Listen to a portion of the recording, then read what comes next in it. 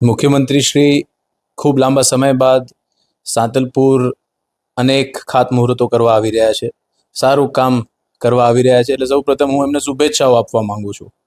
પણ આ ખાતમુહૂર્તના તાયફાઓ પાછળ સાંતલપુર વિસ્તારની અને સાંતલપુર વિસ્તારના નાગરિકોની સાચી માંગણી શું છે, તેમની જરૂરિયાત શું છે, તેનો ક્યારે સોલ્યુશન થશે આની કોઈ વાત નથી કરતું.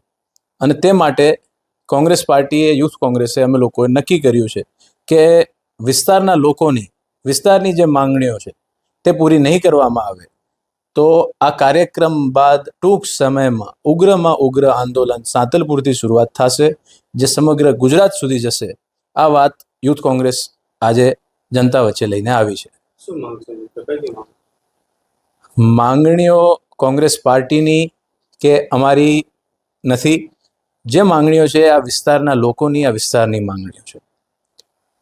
આ વિસ્તારને ખૂબ લાંબા સમયથી સાંતલપુરના છેલ્લા ગામડાઓ અગર આપણે જોઈએ તો રોજુ, પીપરાળા, ઉપર આમ ચારણકા, એવાલ, ધોકાવાળા, ત્યાંથી ત્યાંના નાગરિકોને સરકારી કચેરી જવું હોય, તાલુકા પંચાયત, પ્રાંતની કચેરીમાં જવું હોય તો ઓછામાં ઓછું 50, 60, 70 કિલોમીટર એમને ધક્કા ખાઈ અને સરકારી કચેરી ખાતે પહોંચવું પડે. આટલા વર્ષોથી અનેક આગેવાનોએ, કોંગ્રેસ પાર્ટીએ, અમે લોકોએ ખૂબ માંગણીઓ કરી કે સાંતલપુર ગામ ખાતે તાલુકાનું મથક આપવામાં આવે, સરકારી કચેરીઓ ત્યાં ખોલવામાં આવે. આસપાસના જે ગામડાઓ છે તેમના લોકોને ખૂબ સમસ્યા ભોગવવી પડે છે, ખૂબ પીડા ભોગવવી પડે છે, છેક વારાઈ સુધી લાંબા થઈને જવામાં. એટલે અમારી એક માંગણી પહેલી એ છે કે સાંતલપુર ગામ